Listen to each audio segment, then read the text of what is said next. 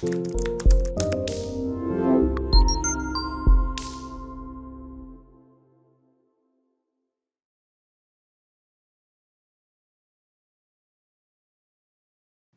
good morning, good afternoon, and good evening to everyone who has joined us probably from around the world.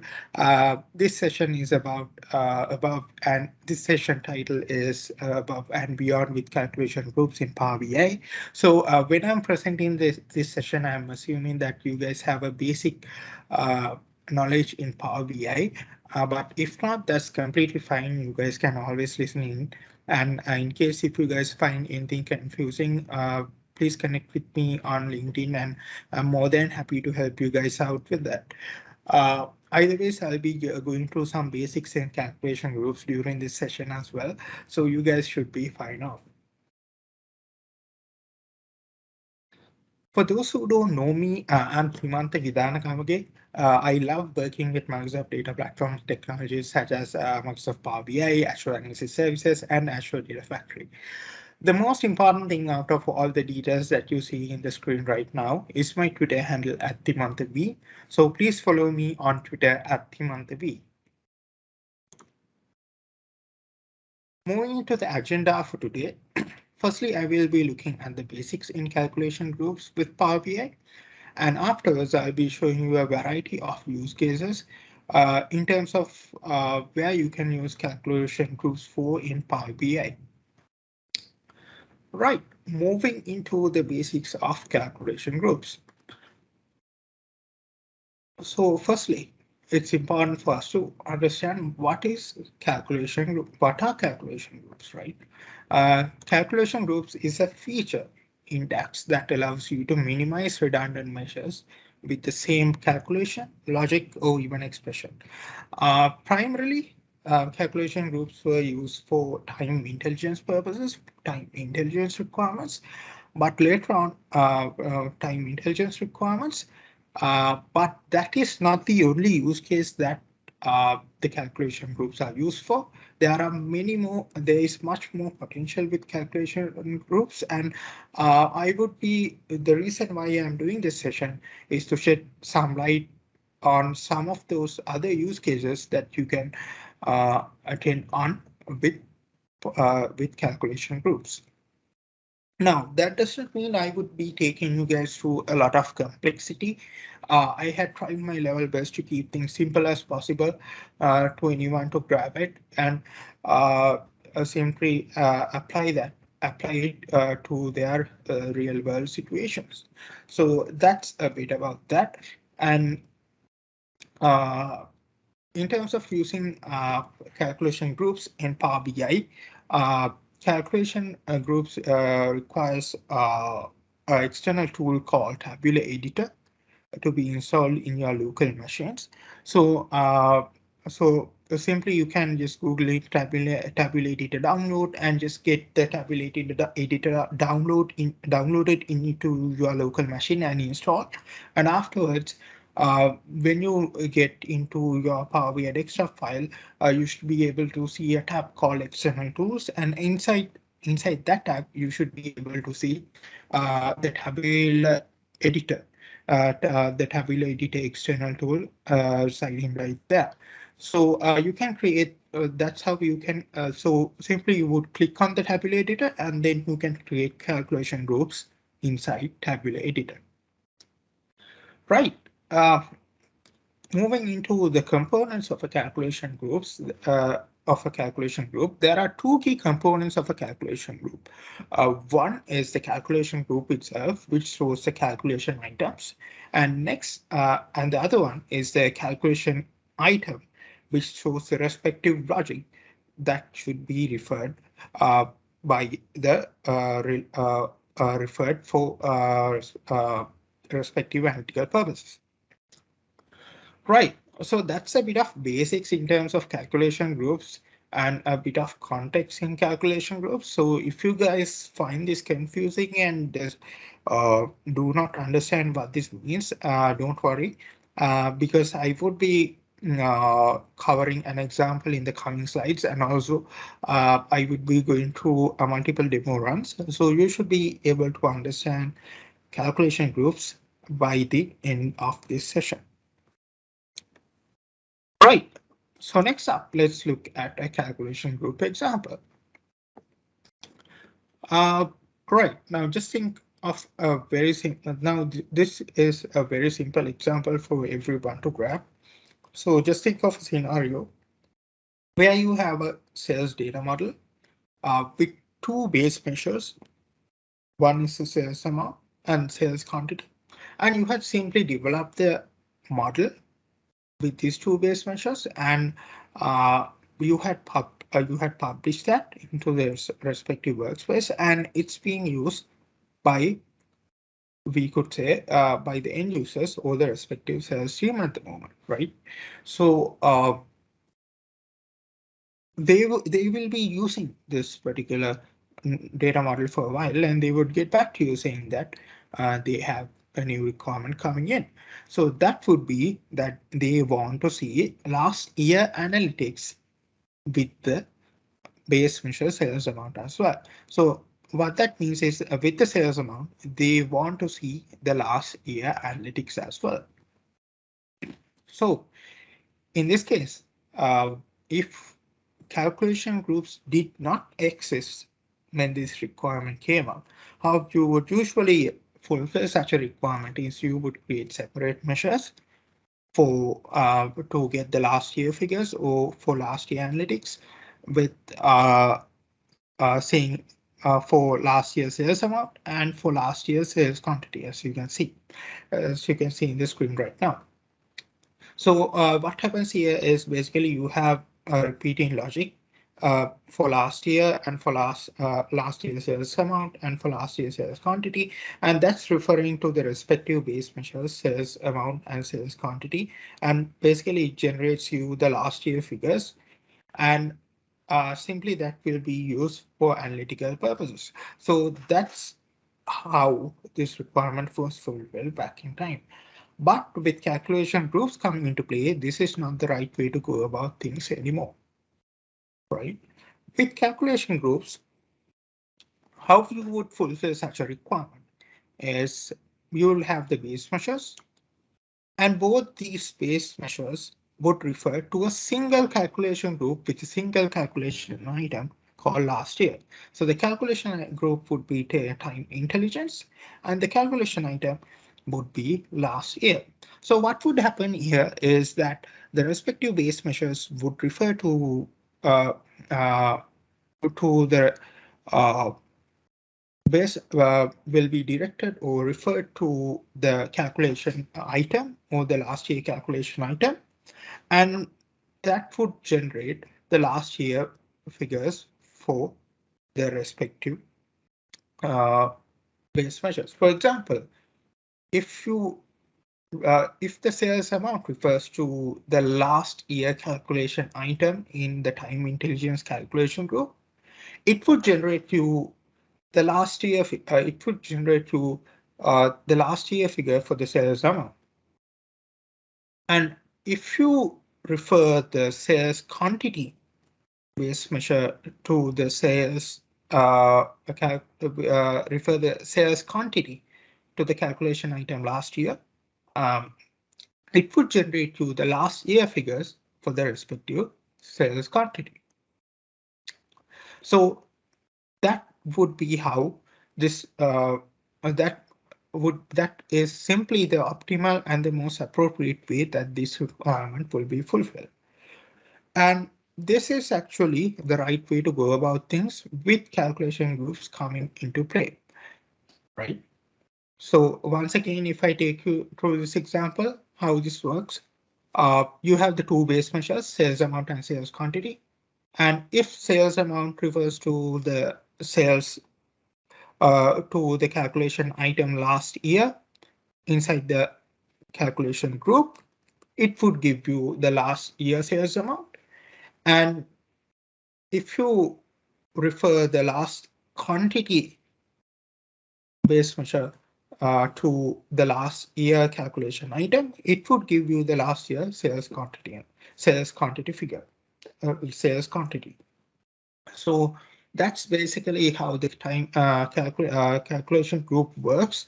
And that's basically a basic understanding for you in terms of that how the calculation group is working, and uh, basically how it is optimized, but you would get a further understanding of this with the first demo that we'll be having up next. So the expectation of the first demo is to basically replicate this example that that we just went through. So I have this particular scenario set up. I have the measures last year sales amount, last year sales quantity, and the base measures set up in my respective data model.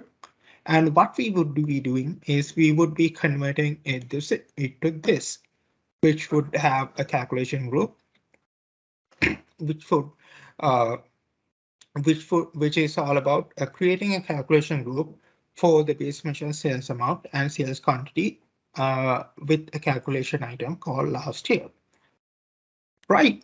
So let's see how that works out. So I have set up a Power BI desktop for all the demos that I'll be going through in this session. So let me quickly share that in the screen.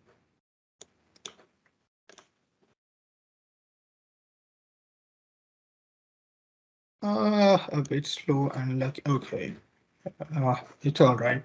And here I am. And if I navigate into the right hand side of my screen, you should be able to see my base measures, sales amount and sales quantity. And also you should be able to see the last year's sales amount and last year's sales quantity, which I talked about in the previous slides. So these are the measures that we'll be taking into consideration. And also apologies for the measure groups that I had created. So these measure groups are for my use, and it does not cater any business purpose or anything. So it's just for my use in terms of tracking the necessities for each demo. So that's why I have these measure groups in place. So really sorry if that's confusing. So yeah, sorry about that. And let's get back into the demo. And right, so we have the base measures, sales amount and sales quantity here. And then we have the last year measures right here, last year's sales amount and the last year's sales quantity. If I take your attention to the two measures, last year's sales amount and last year's sales quantity, you should be able to see that that the logic is simply replicating, right?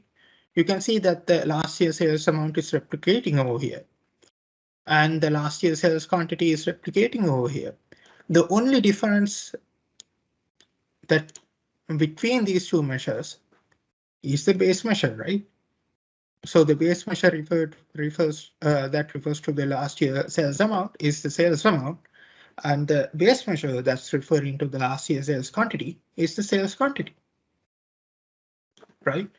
So that is not really a good thing, right? You see repeating logic in multiple measures. So what we'll do to fix this is we would create a calculation group. And how would you create a calculation group? So firstly, you need to navigate yourself to external tools.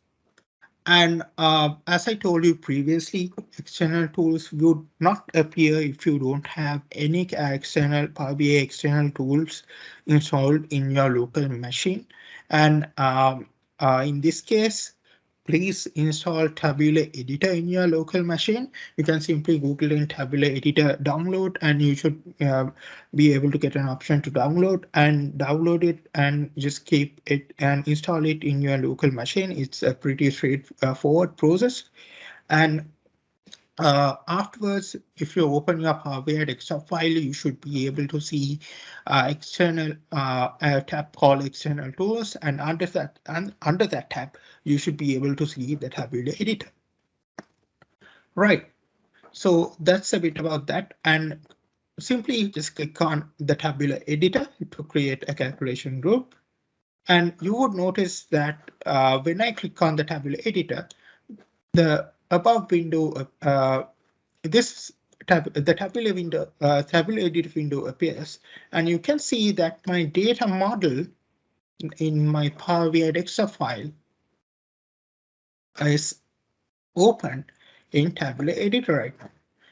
And what we want to focus in this case is the process of creating a calculation group. So how do you create a calculation group? Here is navigate yourselves to the tables folder and simply right click on the tables folder and click on create new and click on the calculation group. And the next thing what you want to do is you have created a new calculation group right now, and you want to make sure that you have an appropriate name for this calculation group. So in this case, I would call my calculation group as time intelligence.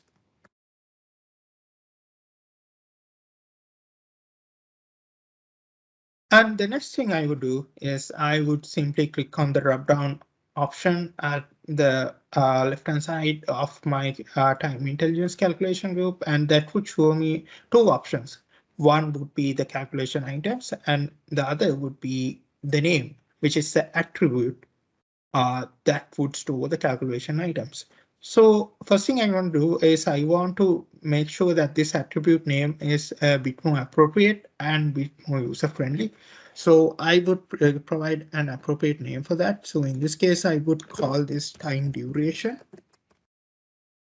How you rename the attribute name is simply click on the attribute name, and in the right hand side of your screen, you should be able to see, or bottom right hand side of your screen, you should be able to see the properties for the respective attribute, and simply head yourself into the name property and just simply rename it however you wish.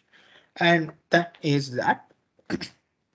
And the next thing what you want to do is now we have provided an appropriate name for our attribute.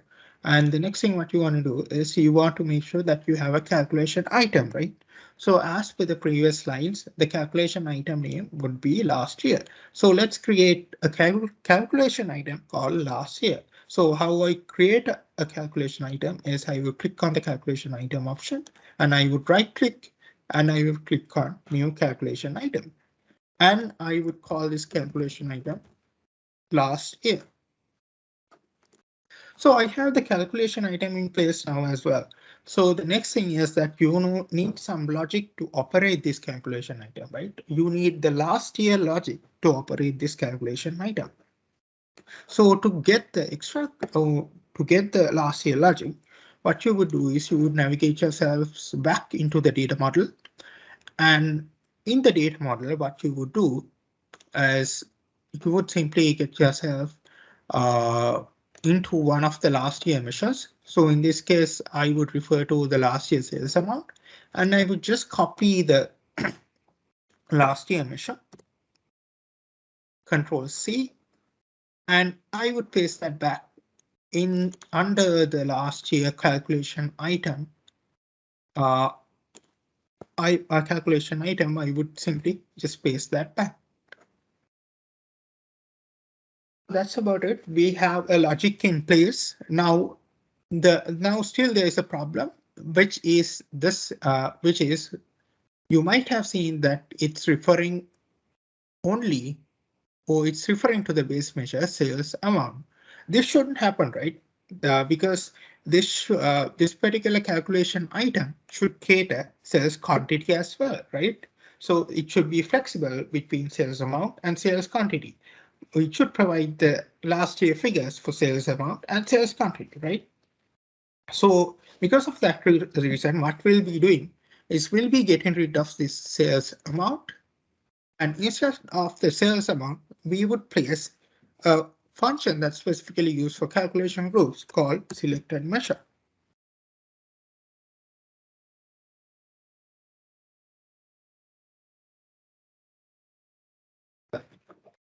A function selected measure, and what the selected measure does is based on the base measure that it is directed into the calculation item, it would simply apply it would simply capture that, and it would get the last year figure for that particular base measure and return the last year figure. So for example, if the sales amount is directed into the calculation item last year, it would be captured by the selected measure function, and the last year figure, sales amount last year figure, would be generated and returned. So that's what happens with this particular logic. Right, so that's a bit about that. And we have created our last year measure, and the next thing what you want to do is you want to make sure that you save your model.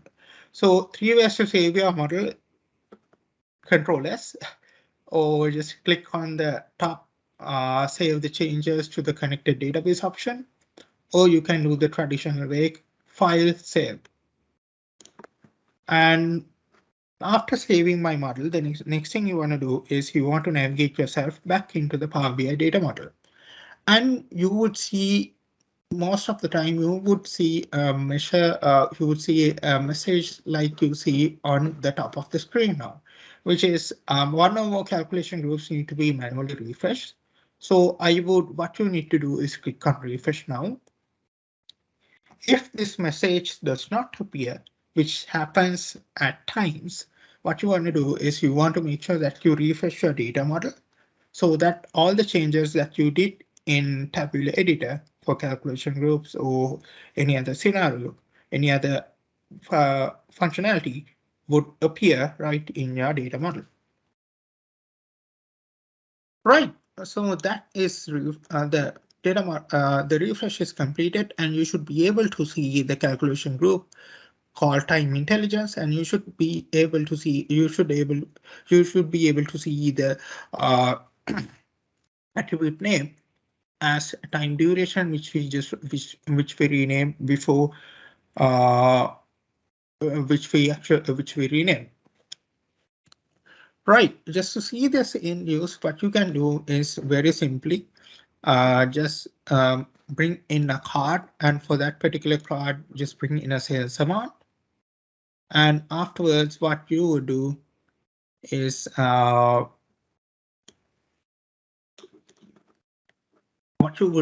simply bring in a slicer and bring in the time duration. Bring in the time duration attribute that you created into that slicer inside the calculation group time intelligence. And there you would see the calculation items last year. Let me just make it a bit more clearer. There you can see the calculation item called last year under the time duration attribute, right? So that is that. And if you just, when you click on last year, if there are changes in figures, that means you are simply in the right track. I don't want to do extensive data validation. So just the value changing means that you are in the safe track and there are no demo crashes. So that is that.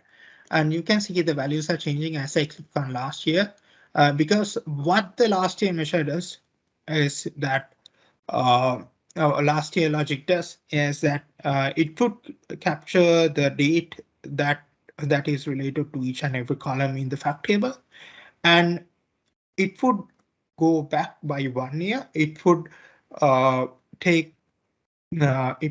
back by 1 year. It would get the previous year of that particular date, and it would simply return you the sales figure of that particular year. And all these sales figures for each and every record is finally aggregated and shown to you as a single figure like this. So that's what basically happens. So I hope you got a clearer understanding of how this works out, how the calculation groups work out with this particular use case.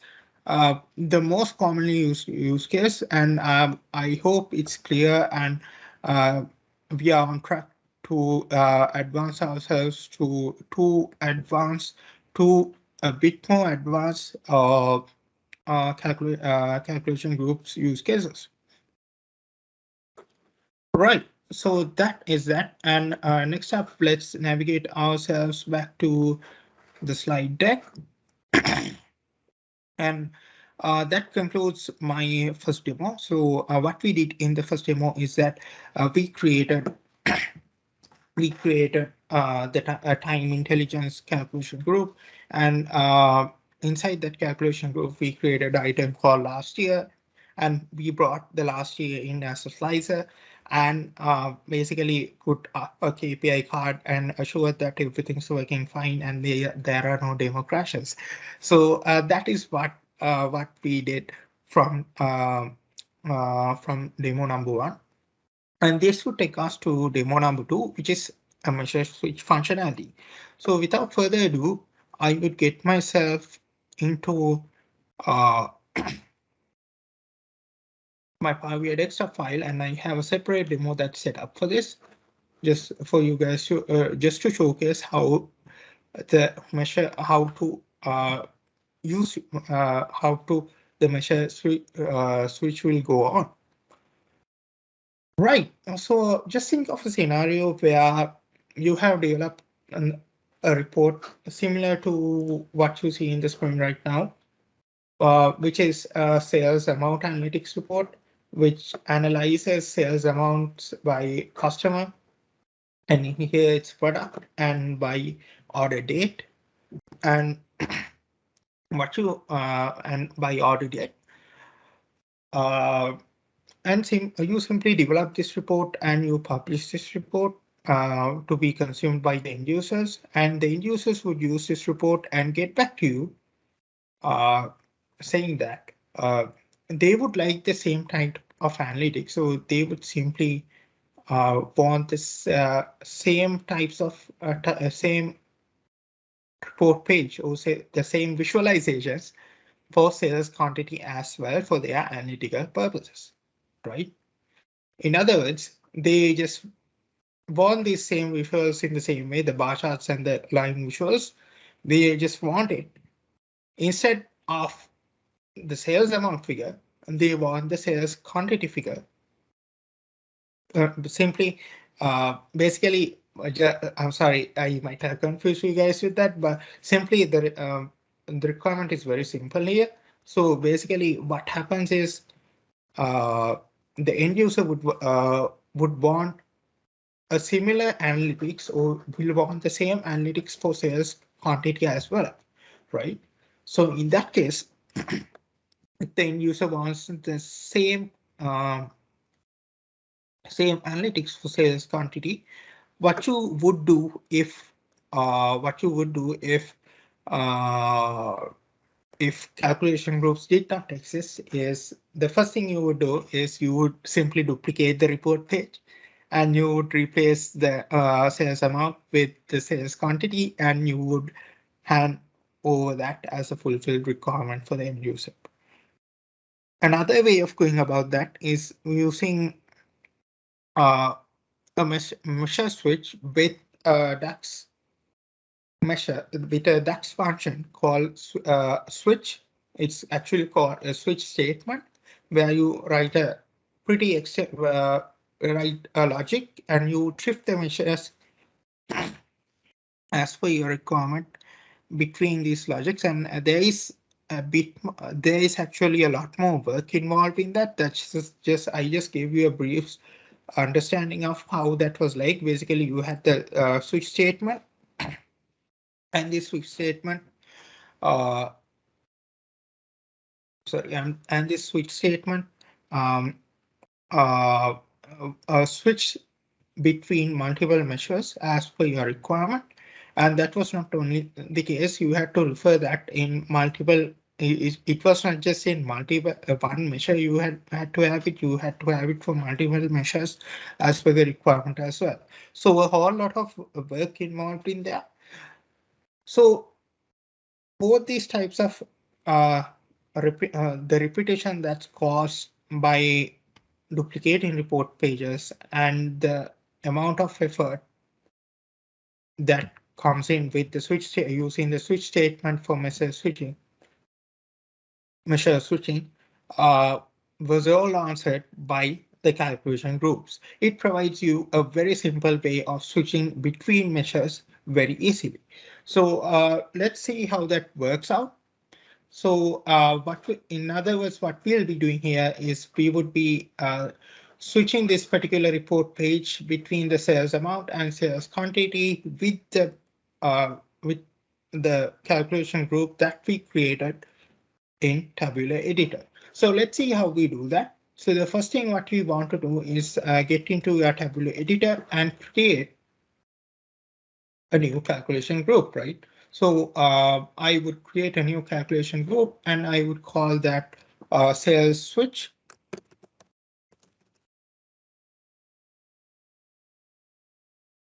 And the next thing I want to do is I want to navigate myself to the attribute name, and I need to provide an appropriate attribute name as well. So in this case, I would provide my attribute name as mission name, since we are just switching between measures.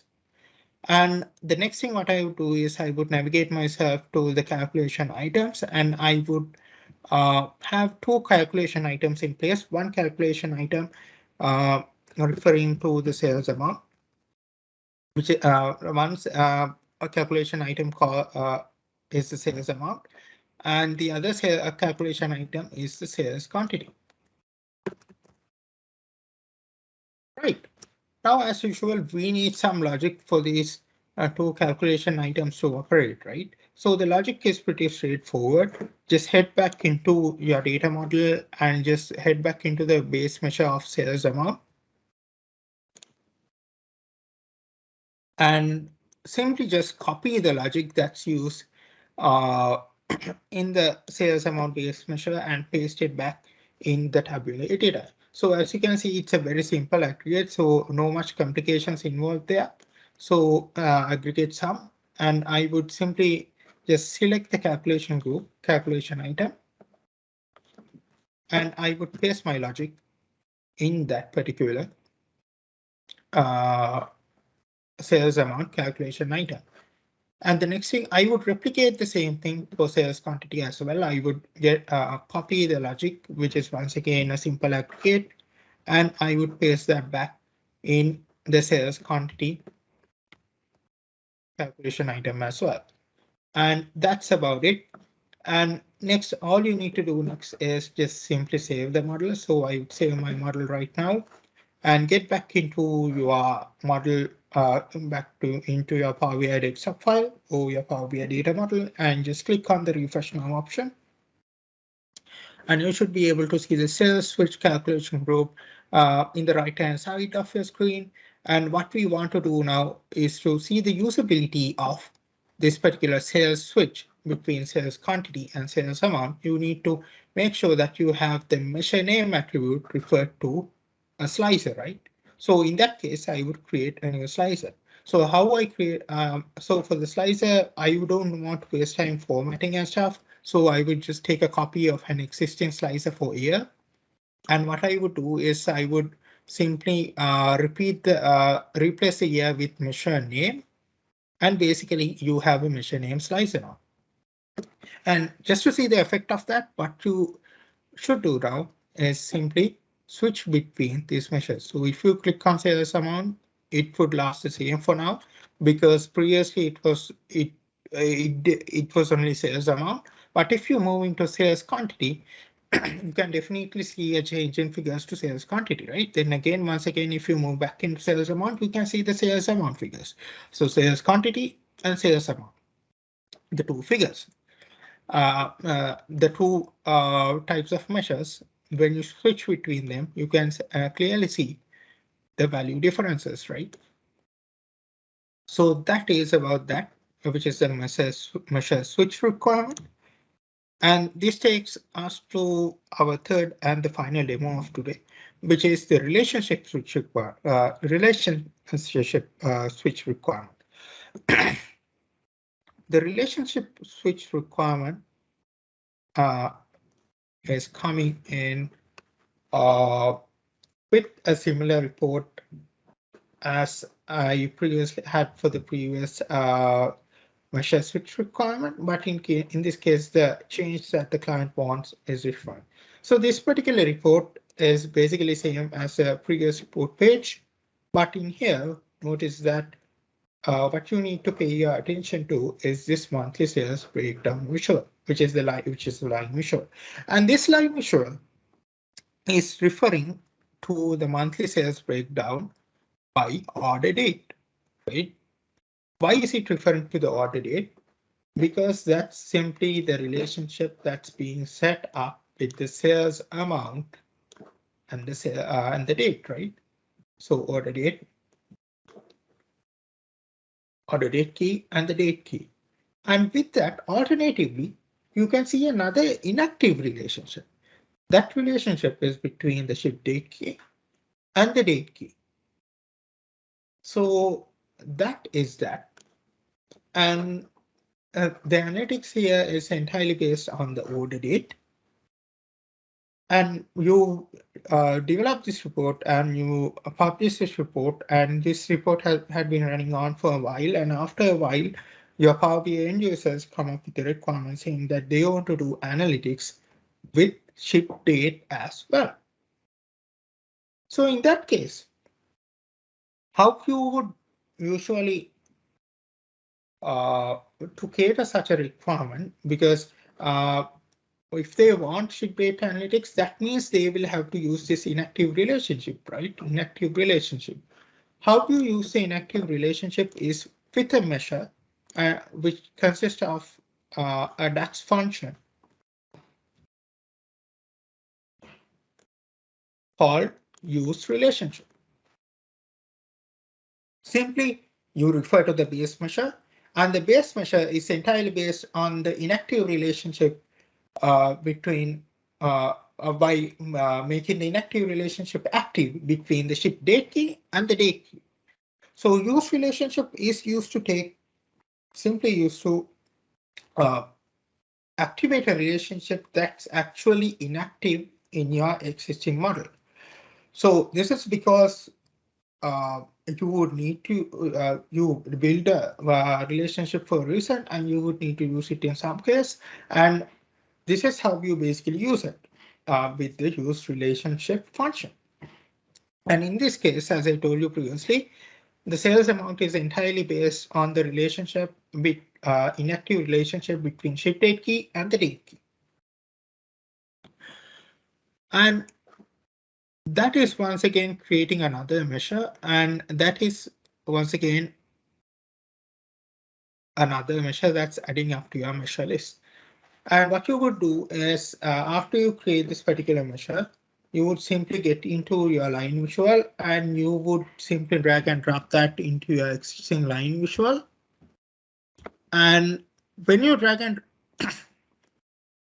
when you and as you bring the after you bring in that particular measure into this line visual, you can see the two lines that are heading towards based on the ship date and the order date. And they, at certain situations, this might be split into two different line charts as well, line visuals as well, as per the requirement. So that's how this particular requirement is fulfilled. And with calculation groups, you don't need to do that anymore. You don't need to have a separate measure that refers to the use relationship. What you can do is you can create a calculation group to switch between relationships as per your preference. So let's see how we work out with that, how that works out. To see that, we would navigate ourselves back into the tabular editor model, editor model, tabular editor view, tabular editor. And what you would do is you would create a new calculation group once again. And I would name this new calculation group as the relationship switch.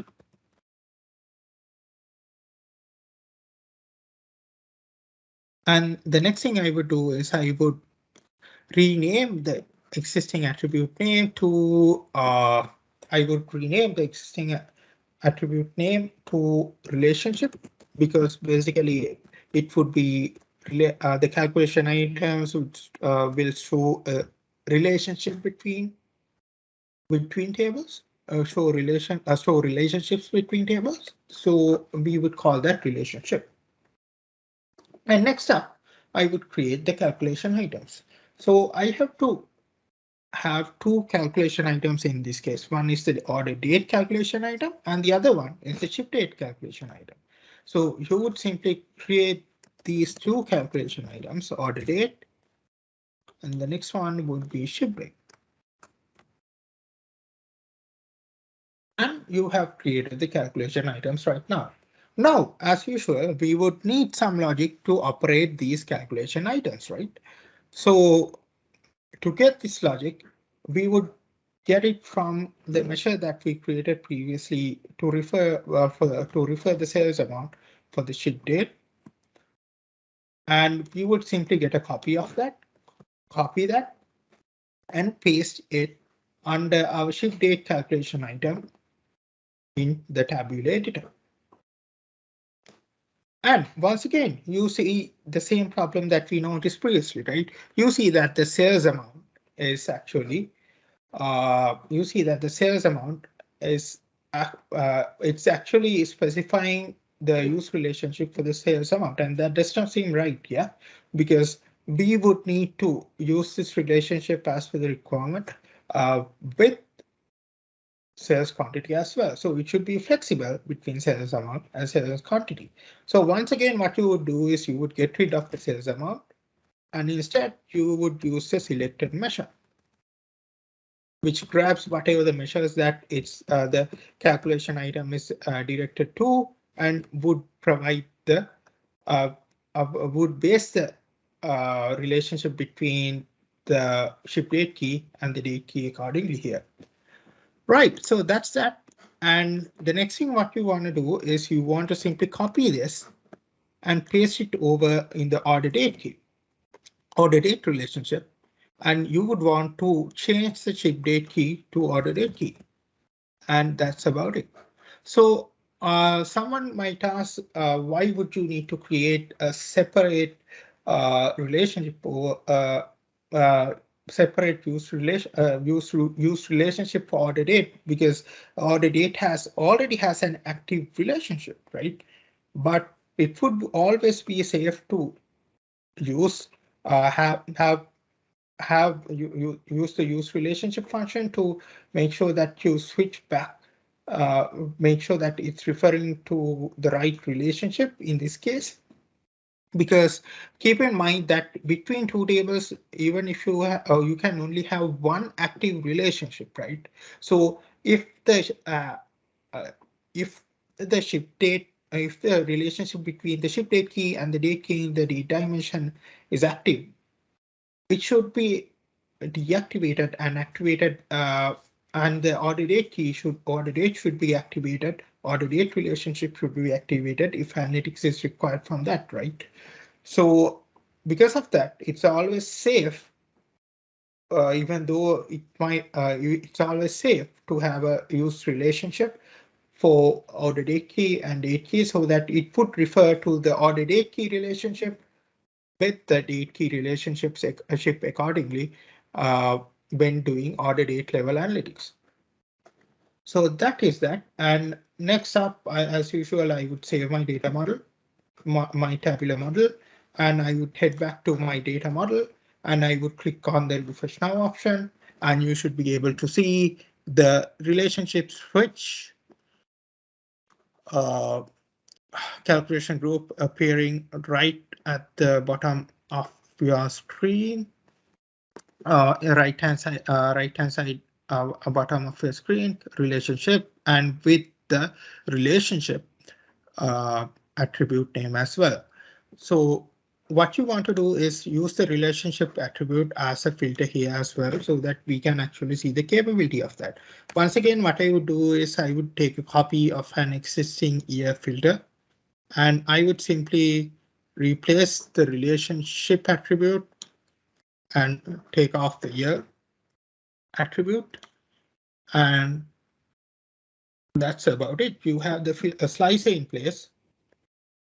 And the next thing what you want to do is you want to make sure that you take off the ship date here from the line visual, because you don't need that anymore. And to see the actual effect of that, of this relationship switch, you just need to switch between the order date and the ship date relationship. So you can see that when you switch between these relationships, you clearly can see a difference in the line chart, right? So now it's referring to the order date. And when you click on the ship date, it's referring to the ship date analytics. So order date and ship date. So that's simply that. And that actually concludes my demos, and that actually concludes my session as well.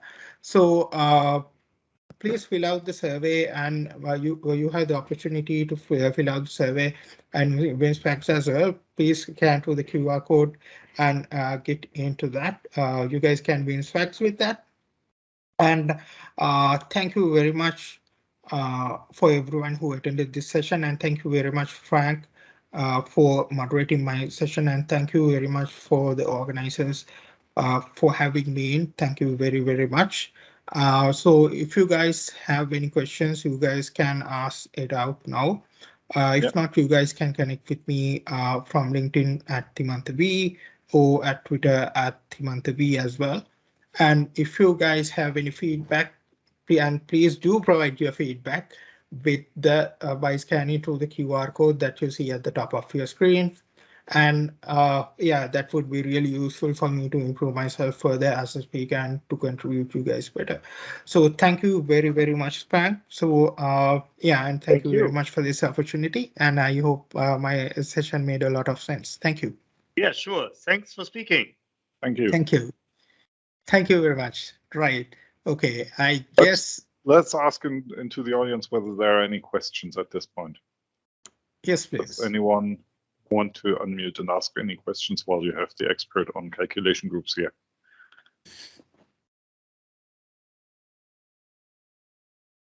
That doesn't seem to be the case. So thanks a lot again.